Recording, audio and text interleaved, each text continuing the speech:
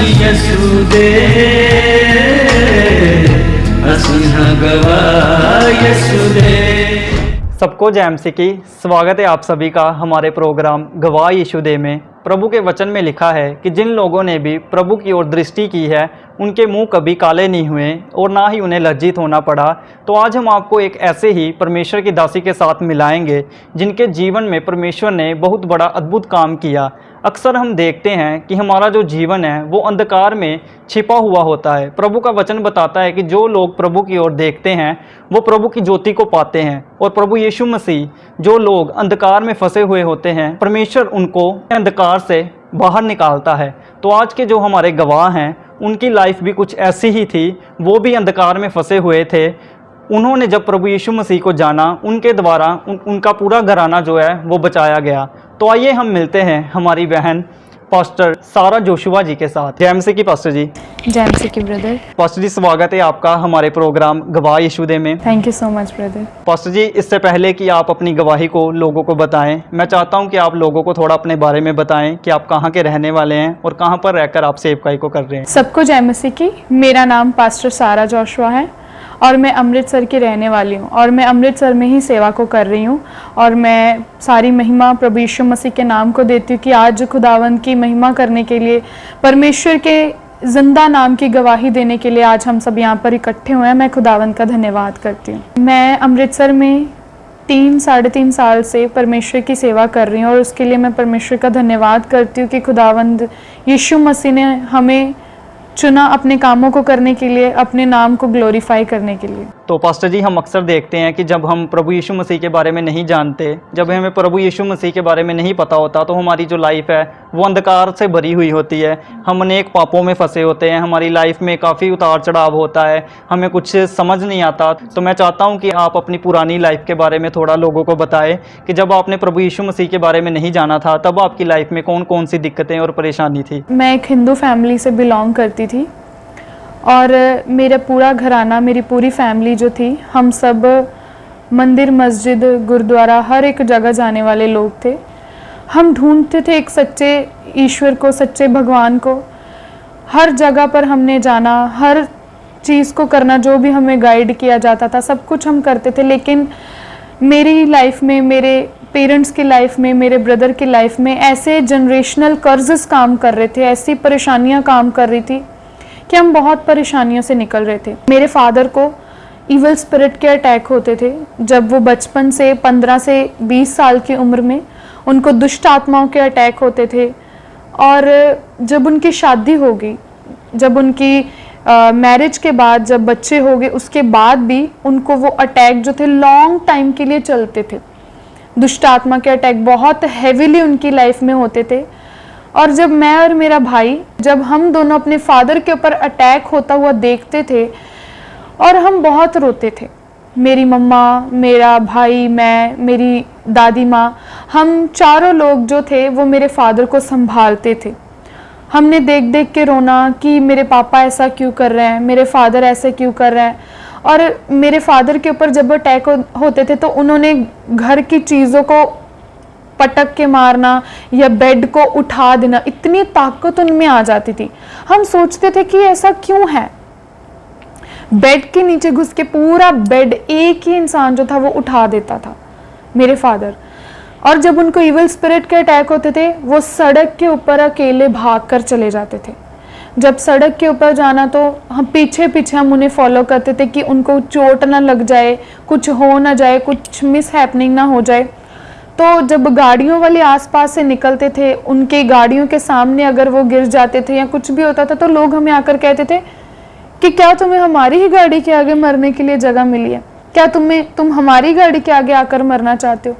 तो हम बहुत रोते थे, बहुत सारी दिक्कतें परेशानियाँ आती थी। और इस मुसीबत से बचने के लिए हमने अन्य जगहों पर जाना शुरू किया। हमने घर पे अपने हवन कराना, अन्य जगहों पर जब लेकर जाते थे तो वहाँ पे एक मोटी लकड़ी लेकर उसको गर्म किया जाता था और उस लकड़ी के साथ मेरे फादर को मारा जाता था कि दुष्ट आत्मा निकल जाए। ऐसे मेरे फादर से दुष्ट आत्मा को निकाला जाता था। और जब सुबह उठकर वो देखते थे मेरे फादर की बॉडी के ऊपर बहुत मोटे मोटे निशान पड़े होते थे, उस लकड़ी, गरम लकड़ी के पूरे। सुबह उठकर जब उन्होंने देखना, बॉडी हिलने तक की हिम्मत नहीं रहती थी, इतना शरीर जकड़ा हुआ, इतनी दर्द, इतनी परेशानी होती थी ना कि जब भी वो बेड से सुबह उठने की कोशिश करते थे, उठा तक नहीं जाता था। हमने कहीं पर भी जाना, चाहे किसी फंक्शन पर जाना, चाहे किसी मैरिज के ऊपर जाना, रिश्तेदारों के घर पे जाना, वहीं पर उनको जाकर वो प्रॉब्लम शुरू हो जाती थी। मेरे फादर ड्रिंक करते थे, जब भी उन्होंने ड्रिंक करनी, इवल स्पिरिट के अटैक होना शुरू हो जाते थे, फिर से वही प्रॉब्लम्स, और उनके फिर से हमने जाना, अन्य जगहों पर जाना, और वो तकलीफ़ इतनी ज़्यादा थी ना कि पूरा शरीर ऐसे लगता था कि जैसे हम जिंदा लाश की तरह बिस्तर के ऊपर लेटे हुए हैं। इतना मारा जाता था लकड़ी के साथ, इतना गरम लकड़ी के साथ जब एक शरीर के ऊपर हम मारते हैं तो बहुत तकलीफ़ होती है। उसके बाद वो एक पर्सन के अटैक जो था ना, मेरे फादर का अटैक जो था, वो पूरी फैमिली में जनरेशनल कर्ज, सांप का दुष्ट आत्मा, that was a spirit of snake. एक स्नेक की स्पिरिट जो थी वो मेरे पूरे घराने के ऊपर, मेरी मदर के ऊपर, मेरे ऊपर, मेरे भाई के ऊपर, वो पूरी फैमिली के ऊपर उस स्पिरिट ने हमको जकड़ लिया था। तो एक बार मेरा भाई के ऊपर एक अटैक हुआ, उसके पैर में ना वो जो बोलते हैं स्नेक का थूक लग गया था, सांप का थूक लग गया, उसका पैर बहुत बड़ा हो गया। तो ना हम बहुत उसकी मेडिसिन ली, अन्य जगहों पर दिखाया, काफ़ी चीज़ें मतलब हमने चांदी के एक सिल्वर के नाग, स्नेक बनाकर चढ़ाने शुरू किए, चलो इससे हीलिंग मिल जाएगी। और घर में ऐसा माहौल हो चुका था कि जब भी मेरी मम्मा घर पे जब भी उठते थे ना ब्रदर, हमारा मतलब ऐसा रूम बने हुए थे, रूम के बाहर जब देखना, इधर भी सांप दिख रहा है, उधर भी सांप दिख रहा है, रूम के अंदर सांप दिख रहा है, हर जगह के ऊपर स्नेक ही नजर आते थे, हर जगह के ऊपर हमें सांप नजर आने। तो मतलब ऐसा माइंड में ना एक चीज स्टक हो चुकी थी, एक चीज बन चुकी थी कि जहां पर भी हम देखते थे हमें वही शैतानी परछाइयां नजर आती थी, हमें वही शैतानी चीजें नजर आती थी। तो मम्मा ने जब भी देखना इधर उधर, तो दुष्ट आत्माएं, सांप इधर उधर, कमरे में, कमरे के बाहर, रूम के अंदर, हर एक जगह के ऊपर हमें सांप की दुष्ट आत्माएं नजर आती थी। तो जो अटैक मेरे फादर के ऊपर होते थे वो ऐसा था कि वो दुष्ट आत्माएं मेरे फादर के अंदर स्पिरिट आकर बोलती थी कि मेरे चिराग, जो हम बोलते हैं कि वेदी बनाना, जो वेदी थी, शैतान बोलता था कि मेरे नाम की वेदी अपने घर के ऊपर करना शुरू करो। तो मेरे मम्मा पापा जो थे, पहले वो एक वर्मी होती है ना, जो वर्मी में दूध डालना, या एक वर्मी को उसकी पूजा करनी, या उसको दंडवत करना, ऐसा हम लोग करते थे। तो बहुत सारी ऐसी जो रिचुअल्स होते हैं वो सब हम चीज़ करते थे। तो ना जब उन्होंने बोला कि स्पिरिट बोलते थे कि मेरी नाम की वर्मी अपने घर पर बनाओ, तो मेरा ब्रदर जो था वो इस चीज़ का बर्डन नहीं उठा सकता था, इस चीज़ का बर्डन नहीं ले सकता था। तो हम ये चीज़ नहीं करते थे, नहीं मानते थे। उसके कारण, ना मानने के कारण और ज़्यादा अटैक हमारे ऊपर होते थे, और ज़्यादा फादर के ऊपर अटैक होते थे, और ज़्यादा दुष्ट आत्माएं, यानी कि वो चीज़ जो स्पिरिट थी वो और ज़्यादा गुस्से में होती थी, और ज़्यादा क्रोधित हो जाती थी कि हम क्यों नहीं उस चीज़ का अपने घर के अंदर, क्यों उस चीज़ को स्थापित नहीं कर रहे, क्यों हम उस चीज़ की उपासना नहीं कर रहे। तो जब हमने उस चीज़ को नहीं माना, तो हर साल एक जगह थी जहाँ पे हमने मतलब वो वर्मी बनाई थी और उसकी पूजा करते थे। हर साल वहाँ पर जाकर लंगर लगाने या उस चीज़ की पूजा करनी, सब चीज़ करनी कि हमारे घर में शांति बनी रहे। लेकिन शांति हमारे जीवन में बिल्कुल भी नहीं थी, लाइफ में पीस बिल्कुल भी नहीं था। मेंटल स्टेट एकदम हिल चुका था कि जब भी कहीं पर जाते हैं तो शर्मिंदगी भी फील होती थी कि क्यों दुष्ट आत्माओं के अटैक हो रहे हैं, क्यों परेशानी आ रही है। हर साल हमारा हॉस्पिटलाइज्ड में हम एडमिट होते थे, मेरी मदर, मेरे फादर, मैं, हाँ हमारी टर्न लगी हुई थी। हर बार ऐसा होता था कि एक बंदे ने एक साल में हॉस्पिटल में एडमिट होना ही होना। और जब हम हॉस्पिटल भी जाते थे तो पता ही नहीं लगता था कि परेशानी क्या हुई है, लेकिन परेशानी भी इतनी बड़ी लगती थी कि जैसे हम खत्म होने वाले हैं, जैसे हम मरने वाले हैं, ऐसा फील होता था।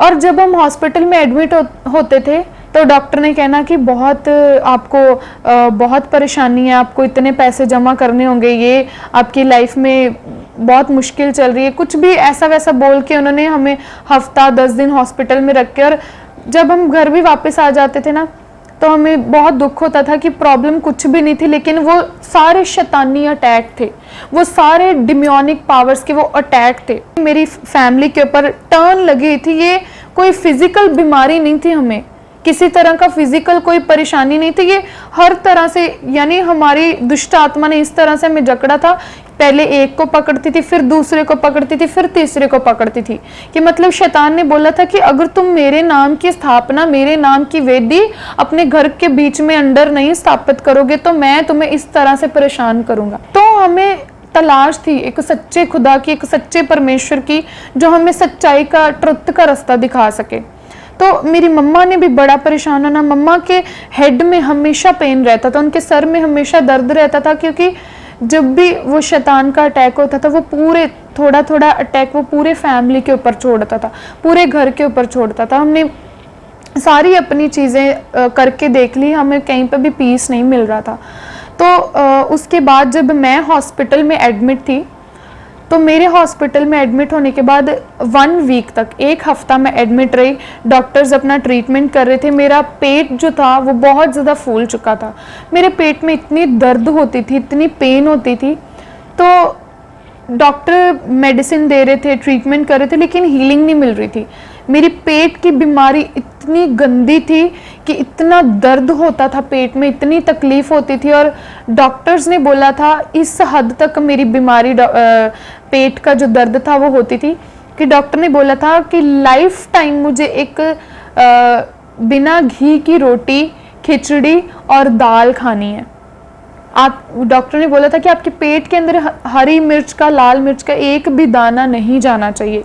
यानी लाइफ टाइम में, उस टाइम मेरी एज बहुत छोटी थी, 18 से 19 साल की थी मैं, और आप सोच सकते हैं कि एक बच्चे को बोल दिया जाना कि तुम लाइफ टाइम एक ही चीज़ खाओगे और वो भी फीका खाना खाओगे। डॉक्टर ने बोला कि आपको इंडोस्कोपी करानी पड़ेगी, क्योंकि उनको भी बीमारी का पता नहीं लग रहा था, क्योंकि वो कोई बीमारी नहीं थी, वो डिमोनिक पावर का एक अटैक था। हाँ, वो एक शैतान का अटैक था, उसके अंडर वो चीज़ें काम कर रही थी, और डॉक्टर ने बोला कि आपको इंडोस्कोपी करनी होगी। And it was a very risky operation, वो बहुत एक हार्मफुल करने वाला, अगर कुछ भी वो पाइप जो मुंह में डालते हैं, अगर वो किसी नस पे लग जाए, नस कट सकती है, कुछ भी ऐसा वैसा हो सकता है। तो मेरी फैमिली ने बोला कि नहीं, हम ये टेस्ट को नहीं कराना चाहते। मैं भी बहुत डरती थी, क्योंकि उस टाइम पे मैं एक बचपन में थी, बच्ची थी, तो मैंने बोला कि नहीं, ये चीज़ मैं नहीं कराना चाहती। अदर हॉस्पिटल में हम लोग गए, जो स्टमक का स्पेशलिस्ट डॉक्टर होता है उसके पास हमने ट्राई किया कि चलो उसके पास जाते, शायद मेडिसिन से ही हील हो जाए, लेकिन उस डॉक्टर के भी सेम वर्ड्स थे। उन्होंने बोला कि आपको इंडोस्कोपी करानी पड़ेगी। उन्होंने, हम फिर से, मैं और मेरी मम्मा आंखों में आंसू लिए हुए डॉक्टर के कैबिन से बाहर आए कि शायद, कि हम इतना परेशान थे कि शायद हमें कहीं भी हीलिंग नहीं मिलेगी। डॉक्टर्स ने भी सेम वर्ड्स पहले भी बोले थे, अब भी सेम वर्ड्स बोल दिए। हम बहुत परेशान हुए। जब हम बाहर आए तो मेरी आंखों में आंसू थे कि खुदा तू कहाँ है, भगवान कहाँ है, क्यों हमारी तकलीफ़ों की ओर नहीं देख रहा। हर साल हम एडमिट होते हैं, हर साल हमें परेशानियाँ का सामना करना पड़ता है। मेरे फादर को दुष्ट आत्माओं के अटैक होते हैं, मम्मा को हर एक सांप दिखाई देते हैं, मैं भी सही नहीं हूँ, मेरा भाई भी ठीक नहीं है, क्यों हमारे ऊपर इतनी तकलीफ़ें आ चुकी हैं। तो मैं अपने घर में अकेली ही लड़की थी, बाकी सब मेरे भाई हैं।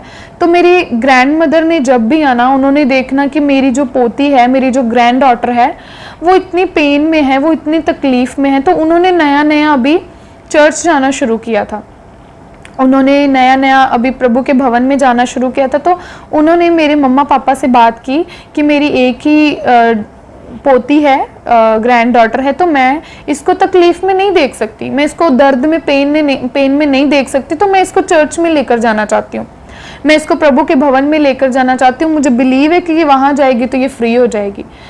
तो मैं उसके बाद for the first time I went to the church. पहली बार मैं चर्च में गई, खामबरा चर्च जो कि जलंधर में है। पहली बार मैं वहाँ पे गई, मैंने देखा वहाँ पर लोग नाच रहे हैं, झूम रहे हैं, परमेश्वर की आराधना कर रहे हैं, और मैं वहाँ पर देख कर बहुत एक शांति मिली। पहली बार मैं चर्च में गई, एक पीस महसूस हुआ कि कुछ तो यहाँ पे है, कोई तो परमेश्वर का, खुदा का नाम, उसकी प्रेजेंस कुछ तो यहाँ पे है, ऐसा महसूस हुआ मुझे। जिस खुदा की मैं भाल कर रही थी, जिस खुदा को मैं ढूंढ रही थी, वहाँ जाने पर मुझे ऐसा लगा कि ये लोग कितने आनंदित हैं, ऐसे हेवनली फीलिंग आ रही थी, इनकी लाइफ में कुछ दुख नहीं है, कुछ तकलीफ नहीं है। तो जब मैं वहाँ पे गई, मैं तो ऐसे नॉर्मली बैठ गई जाके, मेरे आसपास वाले लोग नाच रहे थे, झूम रहे थे, सब कुछ कर रहे थे। तो जब मैं वहाँ से होकर मैं वापस आई, वापस आते आते मुझे वॉमिटिंग्स आना शुरू हो गई। तो मैंने सोचा कि पता नहीं मुझे क्या हो गया, कुछ खाया पिया तो है नहीं, उलट पलट। तो जब मैं वापस आई, वॉमिटिंग्स आना शुरू हुई, तो जो मेरे पेट का जो रोग था वो ख़त्म हो चुका था। जब मेरे को परमेश्वर ने पेट की healing the, for the first time परमेश्वर ने मेरी लाइफ में फर्स्ट टेस्टमनी मुझे दी, जो मेरा स्टमक हील हुआ। डॉक्टर ने बोला था मुझे कि कुछ नहीं खाना, लेकिन जब मेरी हीलिंग हुई पेट की, बाय द गॉड्स ग्रेस, परमेश्वर ने ये फर्स्ट टेस्टमनी मुझे दी, उसके बाद मैंने सब कुछ खाना पीना शुरू कर दिया। सब कुछ परमेश्वर ने स्टमक की पेन से हीलिंग दी। जो डॉक्टर के वर्ड थे वो झूठे हो चुके थे, वो परमेश्वर ने फिनिश कर दिए थे। खुदा का कलाम कहता है कि डॉक्टर की रिपोर्टें झूठी हो सकती है, इंसान के शब्द जो हैं वो झूठे हो सकते हैं, लेकिन खुदावंद यीशु मसीह के शब्द सदैव ही अटल रहते हैं, उसके वचन सच्चे हैं, उसका कलाम सच्चा है। तो डॉक्टर्स की रिपोर्टें फेक हो चुकी थी, ख़त्म हो चुकी थी, परमेश्वर ने डिस्ट्रॉय किया वो सारी चीज़ों को। जब मैं चर्च में गई तो मुझे परमेश्वर ने कम्प्लीटली डिलीवर किया, हील किया, लेकिन मैं अकेली ही चर्च में जा रही थी। मेरे पेरेंट्स नहीं जा रहे थे, फैमिली नहीं जा रही थी, पर विरोध करती थी फैमिली कि हम तो नहीं जाएंगे चर्च में, हमें तो इधर ही रहना है, हमें तो अपना भगवान नहीं छोड़ना, हमें अपने गुरु नहीं छोड़ने, हम चर्च में नहीं जाएंगे। तो मैं बहुत परेशान थी। मम्मा पापा को जब मैं बोलती थी कि चर्च जाओ, तो वो मुझे आगे से झगड़ा करते थे मेरे साथ, या मुझे चिल्लाते थे मेरे ऊपर कि तू जा, तुझे जहाँ भी जाना है, हम तो नहीं जाएंगे। तो पास्टर जी, जैसा कि आपने अभी बताया कि आप पहली बार जब चर्च गए, तो प्रभु के वचन में भी लिखा है कि मुझे चखो और परख के देखो कि मैं कैसा भला हूँ। आप भवन में आप गए, आपने परमेश्वर को चखा और उनके लाइव एग्जाम्पल को, उनके लाइव मिरेकल को आपने महसूस किया और आपको हीलिंग मिली। उसके बाद फिर आपकी जो फैमिली है वो कैसे प्रभु यीशु मसीह में आई? प्रभु यीशु मसीह में जब आप आ गए, आपने बपतिस्मा कैसे लिया, कैसे आपको किन किन दिक्कतों का सामना करना पड़ा प्रभु यीशु मसीह में आने के बाद? क्योंकि अक्सर हम देखते हैं कि जब एक पर्सन, स्पेशली जब जो नॉन बिलीवर पर्सन है, वो जब प्रभु यीशु मसीह में आता है तो उसकी लाइफ में काफ़ी दिक्कतें परेशानी आती है। क्योंकि प्रभु का वचन भी बताता है कि जब दुष्ट आत्माएं एक व्यक्ति से निकलती है, जब वो उसको छोड़कर जाती है, तो वो साथ और लेकर आती है ताकि वो फिर से उस पर कब्जा करे, अपना अधिकार जताए और फिर से उसकी लाइफ को पूरी टोटली ख़राब कर दे। लेकिन प्रभु यीशु मसीह हमें आज़ाद करवाने के लिए है। तो आप बताएं कि आपकी फैमिली की हीलिंग फिर कैसे हुई, किन किन दिक्कतों का प्रभु यीशु मसीह में आने के बाद भी आपको सामना करना पड़ा, और कैसे आपको टोटली हीलिंग मिली, और कैसे आपको पता चला कि आप एक प्रभु की दासी होने के लिए चुने गए हैं? तो मैंने जब 1 साल चर्च में जाकर प्रेयर्स की अपनी फैमिली के लिए कि प्रभु मुझे तो आपने चुन लिया है, आप मेरे परिवार को भी चुने, मेरी फैमिली को भी चुने, ताकि हम पूरा घराना मिलकर तेरी सेवा को कर सकें। तो मैंने अपना जीवन 2018 31 दिसंबर को मैंने अपनी लाइफ प्रभु के हाथों में सौंप दी। मैंने अपना जीवन परमेश्वर को दे दिया, और वो डे मेरे लिए बहुत स्पेशल था। मैंने अपने घर वालों से छुप के, चोरी, क्योंकि मेरी फैमिली अलोन ही कर रही थी, तो मैंने अपनी फैमिली से बिना बताए मैंने बपटिज़म ले लिया, क्योंकि वो रोकते थे कि नहीं कल को तुझे मुश्किल आएगी, तू अपने गुरुओं को छोड़ के, अपने भगवान को छोड़ के तू परमेश्वर को एक्सेप्ट कर रही है, परमेश्वर के नाम की तू तौबा कर रही है, तू ऐसे मत कर, तुझे तकलीफ़ें बढ़ेगी, परेशानी और ज़्यादा बढ़ेंगी। तो मैंने सोचा कि नहीं, मेरा जो फेथ था परमेश्वर यीशु मसीह के ऊपर, वो इतना मजबूत था, इतना पावरफुल था। तो क्योंकि बाइबल में भी लिखा है विश्वास के द्वारा ही तो अपनी चंगाई को ले सकता है, हासिल कर सकता है। तो मेरा फेथ जो था, मेरा ईमान जो था प्रभु यीशु मसीह के ऊपर, वो कभी भी डगमगाया नहीं। मैं हमेशा खुदा में अटल रही, अड़ी और कड़ी रही, क्योंकि मुझे भरोसा था कि यीशु ही एकमात्र परमेश्वर है। उसने कहा है कि जीवन, मार्ग और सत्य मैं हूँ। तो बाइबल के इस वचन के अनुसार मैंने सत्य के ऊपर चलना शुरू कर दिया। मैंने जीवन के मार्गों को मैंने अपनाना शुरू कर दिया कि नहीं, अभी मुझे पता चल गया है कि Jesus Christ is a real truth, he is the almighty God. Then उसके बाद मेरी फैमिली को परमेश्वर ने कैसे बचाया वो मैं आप सबको बताना चाहती हूँ। जब मैंने बपतिस्म ले लिया तो जो मेरे फादर के अटैक्स, वो सेम अटैक्स मेरे ऊपर होना शुरू हो गए थे। जैसे जैसे मेरे फादर करते थे वैसे वैसे ही मेरी लाइफ में अटैक्स होना शुरू हो गए। जैसे कि आप सब जानते हैं, प्रभु के वचन में लिखा है कि तुम बचो तो तुम्हारे घराने को बचाया जाएगा। तो परमेश्वर ने मुझे बचा लिया। लेकिन उसके बाद जब, जैसे हम पुराने नियम में पढ़ते हैं कि राजा फिरौन चाहे कितना भी ढीठ था, परमेश्वर में नहीं आना चाहता था, खुदा के लोगों को नहीं छोड़ना चाहता था, लेकिन प्रभु यीशु मसीह ने मेरी लाइफ में ऐसा कार्य किया। कई बार खुदा हमारी ऐसी नस को पकड़ता है कि कुछ भी हो जाए हमें प्रभु में आना ही पड़ता है। मैं परमेश्वर की दया से जब कंटिन्यूसली चर्च जा रही थी, प्रेयर्स कर रही थी, तो प्रभु के वचन के अनुसार प्रार्थनाएं कर रही थी, तो मेरा फेथ था कि मेरी फैमिली आएगी ही आएगी प्रभु में। मेरा ईमान था कि हम सब लोग मिलकर परमेश्वर की सेवा करेंगे। तो ऐसा हुआ कि जब मेरी फादर के जो अटैक है वो मेरी लाइफ में आना शुरू हो गए, मुझे ना बपटिज्म लेने के बाद ज़्यादा अटैक्स बढ़ गए मेरी लाइफ में।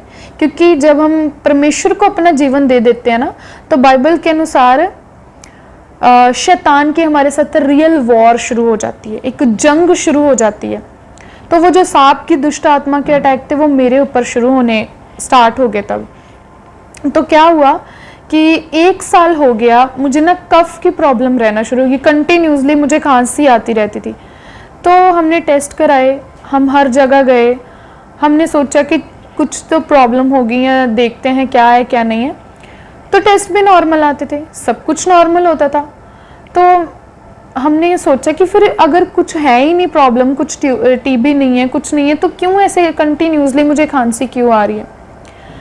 बहुत 1 साल हो गया हम इस प्रॉब्लम से, जैसे बीते समय में मुझे पूरी फैमिली को 1 बाय 1 करके हमारी टर्न लगी हुई थी, वैसे ही 1 साल हो गया मुझे कंटिन्यूसली खांसी आ रही थी, कफ रह रही थी।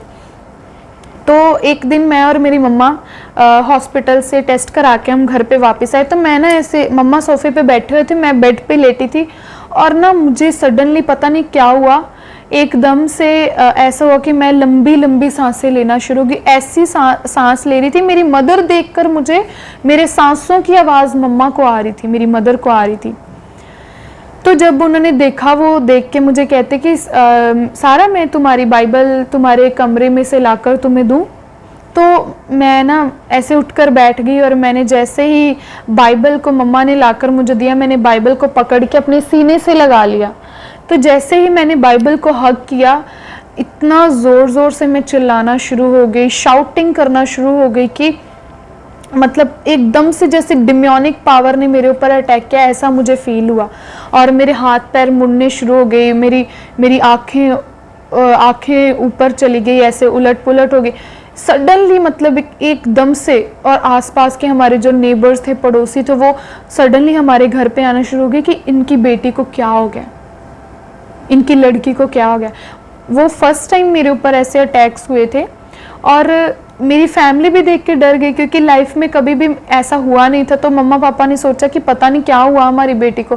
फिर जल्दी से जल्दी मेरा भाई आया, उसने मुझे पकड़कर, वो उठाकर मुझे हॉस्पिटल में लेकर गया। यानी इतनी भी हिम्मत मेरे अंदर नहीं थी कि मैं चल के हॉस्पिटल में जा सकूं। यानी पूरे घराने में एकदम से उथल पुथल चलना शुरू हो गई कि आखिर मुझे क्या हो गया।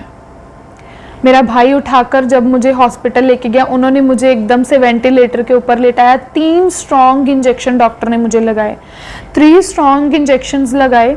एक भी इंजेक्शन मेरे ऊपर असर नहीं किया, एक भी इंजेक्शन ने मेरे ऊपर कंट्रोल नहीं किया कि शांत हो जाऊं मैं। वैसे ही मैं चिल्लाती रही, वैसे ही मैं, अटैक्स मेरे ऊपर होते रहे। उसके बाद मुझे आईसीयू में शिफ्ट कर दिया गया। आईसीयू में जब मैं गई तो उन्होंने मेरी आर्म्स के भी अंदर निडल्स लगा दी, पूरा ट्रीटमेंट डॉक्टर ने अपना करना शुरू कर दिया। लेकिन ऐसा हुआ कि कोई भी उनका ट्रीटमेंट मुझे वश में नहीं कर पाया। और डॉक्टर्स आ रहे थे, जा रहे थे, आ रहे थे, जा रहे थे। वो बोल रहे थे कि हमें समझ नहीं आ रहा आपकी बेटी को हुआ क्या है। जब मैं आईसीयू के अंदर बेड पे लेटी थी, तो जैसे इंसान एक उछलता है, या जब डिमोनिक पावर का अटैक हुआ तो जैसे इंसान एक उछलता है, वैसे मैं बेड के ऊपर लेटी उछल रही थी। ऐसे इतने पावरफुल अटैक शैतान ने मेरे ऊपर किए थे, क्योंकि जब दुष्ट आत्मा मेरे फादर के ऊपर अटैक करता था तो वो उनके अंदर से क्या बोलता था कि जो तुम्हारे घर में पहलोठा है मैं उसे नहीं छोड़ूंगा। उसने बोला वो पहलोठा जो है मेरा है, लेकिन परमेश्वर का कलाम कहता है, बाइबल में लिखा है कि जो पहलोठा है वो यीशु मसीह का है। हालेलुया। जो पहलोठा है, परमेश्वर ने बोला है कि इज़राइल मेरा पहलोठा कहलाता है। हाँ, तो मैं पहलोठी थी, परमेश्वर की बुलाहट। आप याद रखो कि शैतान जितनी आपसे नफरत करेगा, शैतान जितना आपके ऊपर अटैक करेगा, परमेश्वर उतना ही ज़्यादा मोहब्बत करेगा आपके साथ, परमेश्वर उतना ही ज़्यादा लव करेगा आपको। तो परमेश्वर ने बोला है कि इज़राइल तो मेरा है। अगर ये पहलोठी, अगर खुदा ने मुझे पहले भेजा था मेरे घर में, तो उसने मेरी माँ के गर्भ में पड़ने से पहले ही मेरा नाम चुन लिया था। जब मेरे ऊपर अटैक होने शुरू हो गए तो एक नर्स आई वहाँ पे, जिसने, वो परमेश्वर में थी मेरे रूम में आईसीयू में। तो उस नर्स ने बोला कि मेरी मम्मा को बोला कि आपकी बेटी को कोई बीमारी नहीं है, कोई रोग नहीं है, इसको जस्ट इवल स्पिरिट के अटैक हो रहे हैं। तो उसने आकर बहुत प्यार से मुझसे बातें की, मुझसे बातें करना शुरू की, लेकिन मैं शांति नहीं हो पा रही थी। उसके बाद ऐसा हुआ कि शाम को इवनिंग में मेरे फादर एक पास्टर को लेकर आए। तो वो पास्टर ने आके जैसे ही मेरा हाथ पकड़ के प्रार्थना करना शुरू किया, प्रेयर करना शुरू किया, तो मैं स्पिरिट के अटैक और ज़्यादा मेरे ऊपर बढ़ने शुरू हो गए। मैंने वहाँ पे शाउट करना शुरू कर दिया, फाइट करना शुरू कर दिया। तो उस पास्टर ने बोला और मेरे पेरेंट्स को कि आप अपनी बेटी को यहाँ से लेकर घर चले जाओ, क्योंकि इसको कोई बीमारी नहीं है, कोई रोग नहीं है, जस्ट इसको अटैक्स होने शुरू हो रहे हैं शैतान के। तो फिर हम आईसीयू से वहाँ से डिस्चार्ज होके हम घर वापस आए।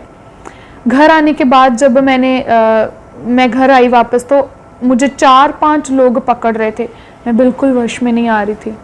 लेकिन बाइबल में लिखा है कि शत्रु शैतान की सारी ताकतें जो है प्रभु यीशु मसीह के पाँव के नीचे हैं।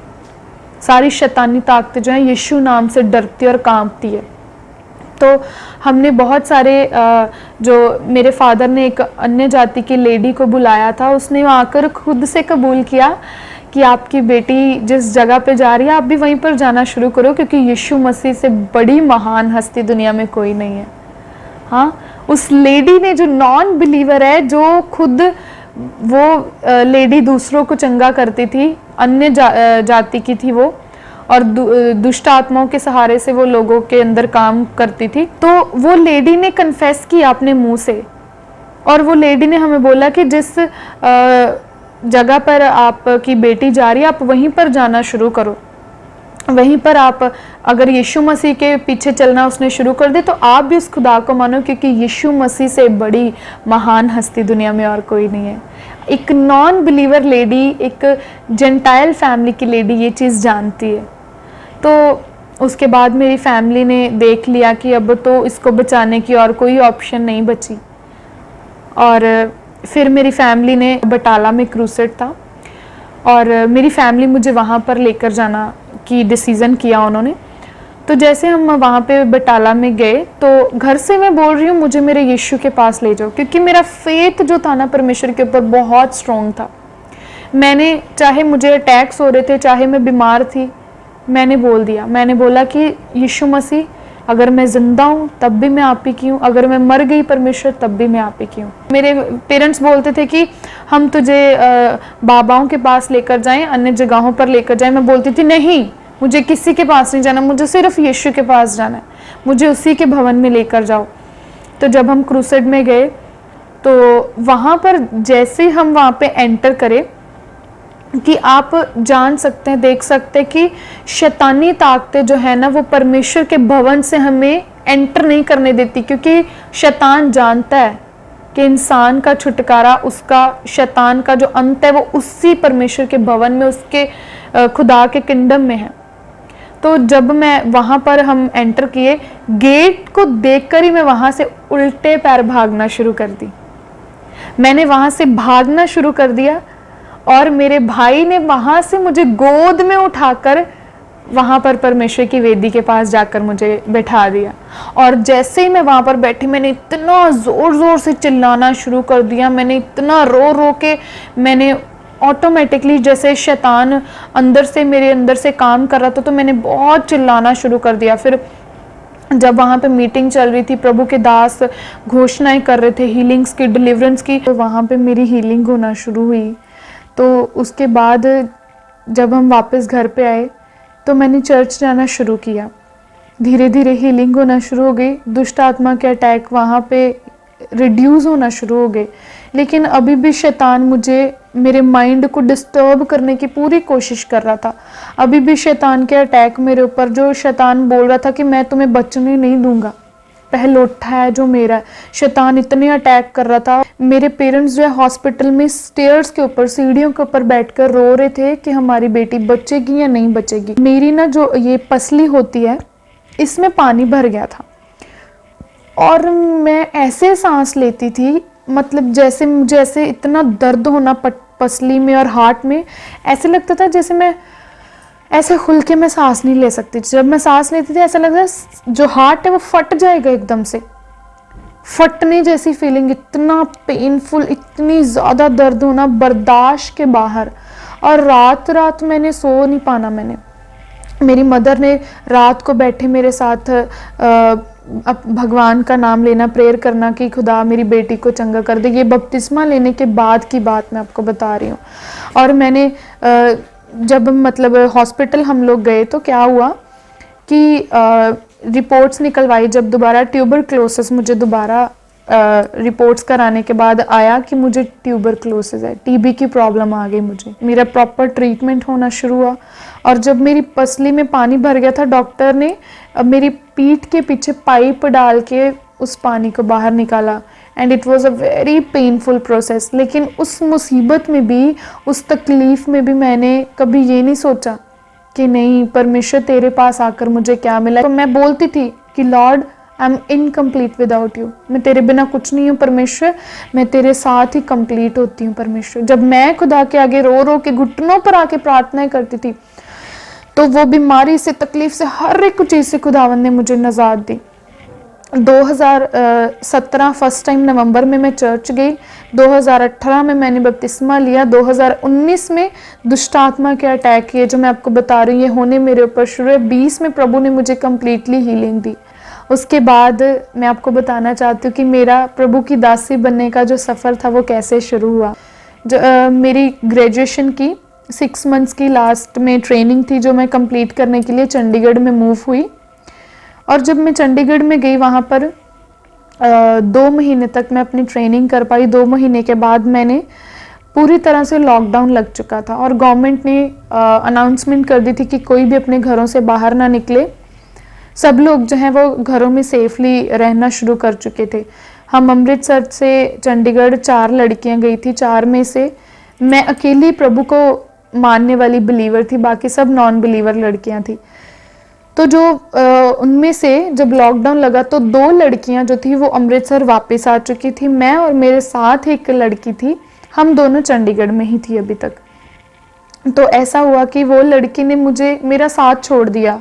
वो कहती कि जब देखो ये परमेश्वर का ही नाम लेती रहती है, बाइबल ही पढ़ती रहती है, तो उनको लगता था कि मेरी लाइफ बहुत बोरिंग है। तो उन्होंने मुझे अकेला छोड़ दिया। उसने मुझे छोड़कर अपनी रूममेट्स जो कि एडिक्टेड थी, क्लब्स में जाती थी, पब्स में जाती थी, उनके साथ उन्होंने रहना शुरू कर दिया। तो मैं अकेली थी। तो जिस रूम में मैं रह रही थी उस रूम में मेरी भी एक रूममेट थी जो कि नशे करती थी, एडिक्टेड थी पूरी तरह। रात को 2 बजे आके मेरे कमरे को नॉक करती थी। वो बहुत डिस्टर्ब हो चुकी थी मैं। और मैंने सोचा, मैंने ऑनर से बात करके मैंने अपना रूम चेंज करने के बारे में सोचा कि मैं इस रूम से निकलकर दूसरे रूम में चली जाऊं। तो जब मैं रूम से निकलकर मैं रूम चेंज किया, दूसरे रूम में गई, तो वहाँ पर एक डिमोनिक प्रेजेंस थी।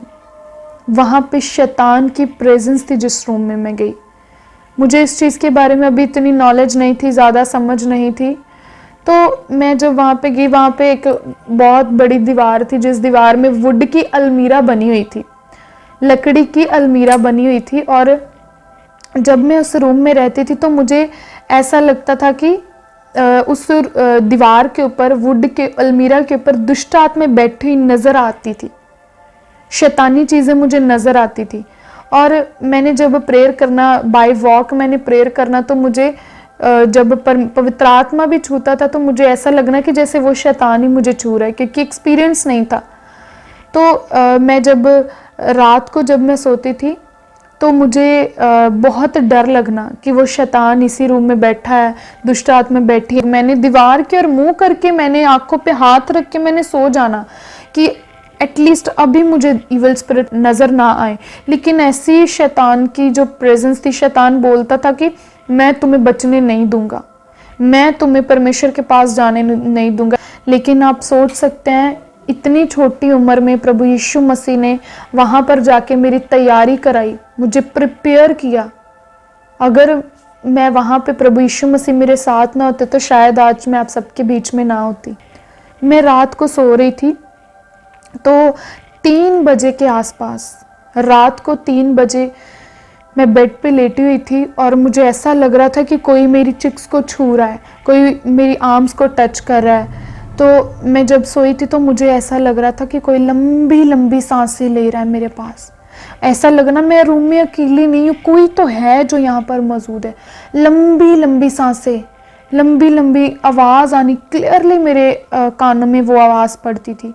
और जब वो आवाज़ मेरे कानों में आनी तो मैंने उठ के बैठ जाना, मैंने रोने लग जाना। रोकर मैंने ना ऊंची ऊंची प्रभु की आराधना, रोते रोते हुए प्रभु की आराधना करनी शुरू कर देनी। मैंने वहाँ पे मुझे याद है आज भी मैं सॉन्ग बोल रही थी कि मैं क्यों डरा, मेरा परमेश्वर जो मेरे नाल है, मैं क्यों डरा।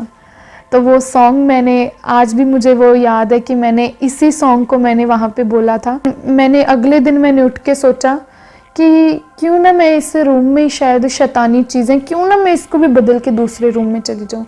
तो मैं ना 3rd रूम मैंने चेंज किया, तीसरा रूम मैंने बदला। जब 3rd रूम में मैं गई तो 2 दिन वहाँ पे रुकी मैं। फर्स्ट डे रुकी तो सब कुछ ठीक था। सेकेंड डे उस रूम का, 3rd रूम का फ़ैन जो था खराब हो गया। प्रभु ने बोला भाग मत, वापस जाओ और शैतान का सामना करो और दृढ़ता के साथ विक्ट्री को लेकर वापस आ।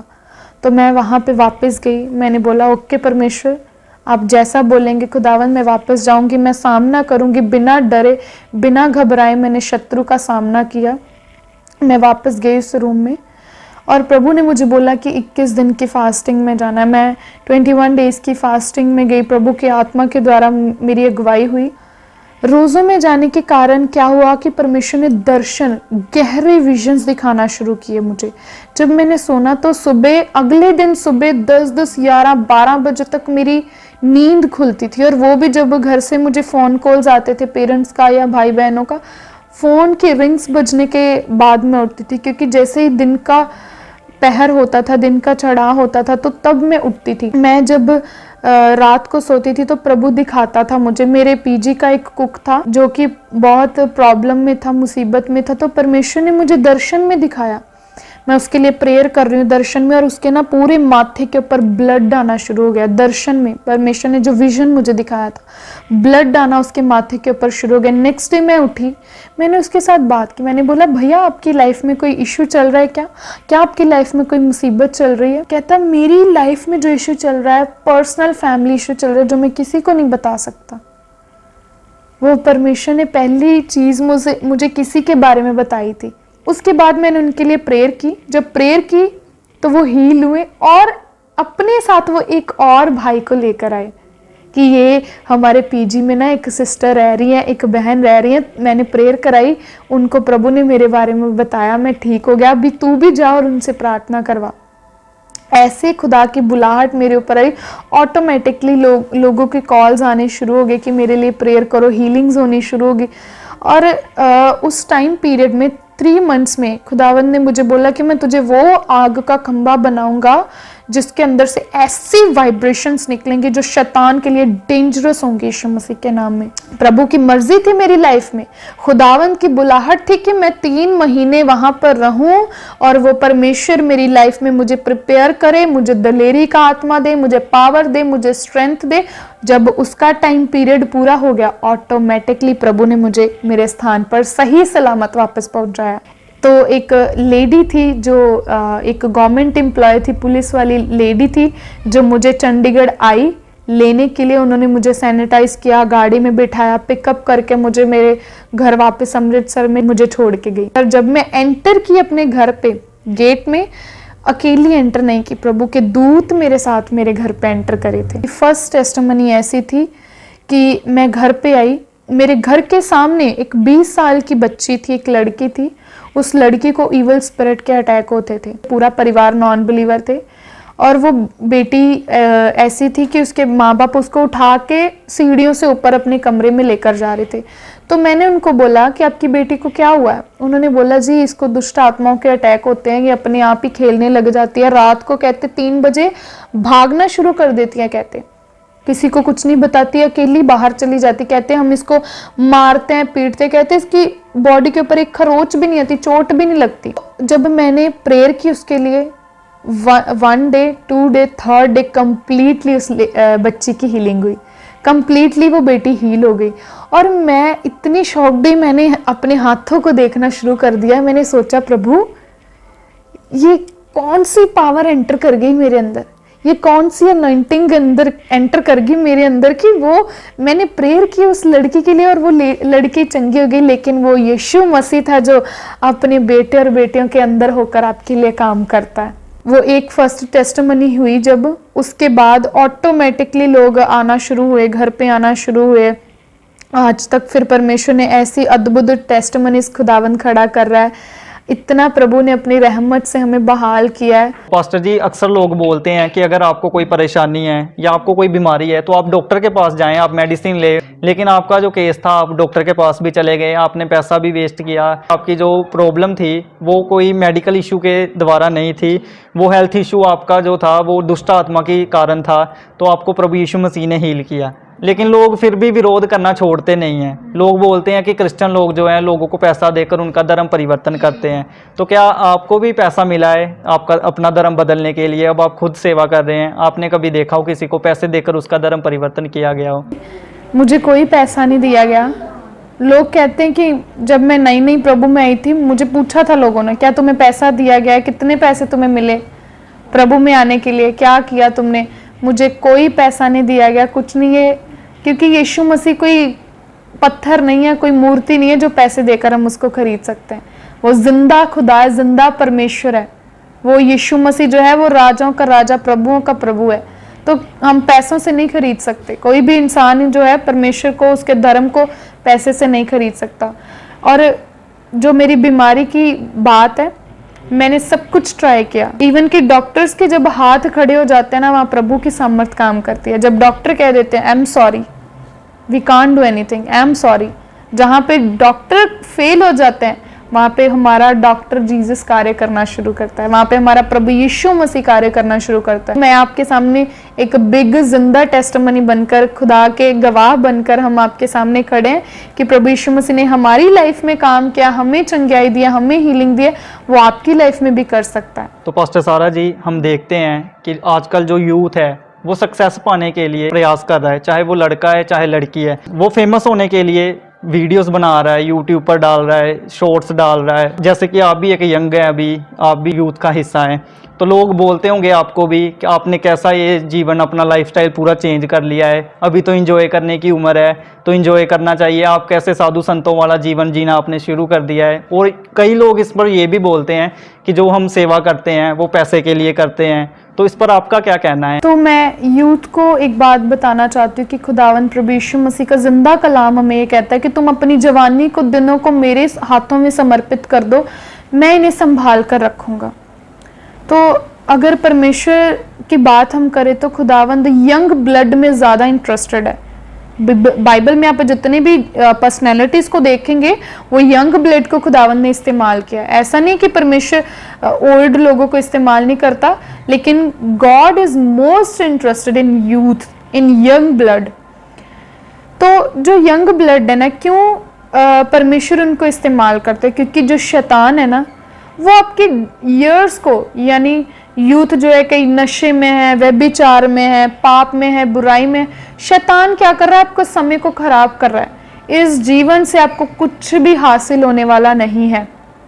चाहे आप, क्योंकि एक समय पे जब मैं प्रभु में नहीं थी, मैंने भी ये सारी चीज़ें देखी हैं। हम भी अपने फ्रेंड्स के साथ वीडियोस बनाते थे, सब कुछ करते थे, हर एक चीज़ में पाप में थे, बुराई में थे, गंदगी में थे, व्यभिचार में थे, लेकिन कुछ भी नहीं मिला उन चीज़ों से हमें। लेकिन जब मैं अभी परमेश्वर में आ चुकी, अभी जो पसीना आप क्लब्स में डांस करके बहाते हो, वो अगर यीशु मसीह की हजूरी में बहाओ ना, उसका मूल्य परमेश्वर हेवन से आपको देगा, उसका प्रतिफल हेवन से आपकी लाइफ में रिलीज करेगा। आपको किसी भी बात की वरी करने की जरूरत नहीं है। अगर आप प्रभु में है तो अच्छा फल बोएंगे तो अच्छा फ्रूट निकलेगा आपके लिए। अगर आप नशे में हैं, पाप में, व्यभिचार में, तो वैसे ही आप जो बीजोगे आप वही काटोगे।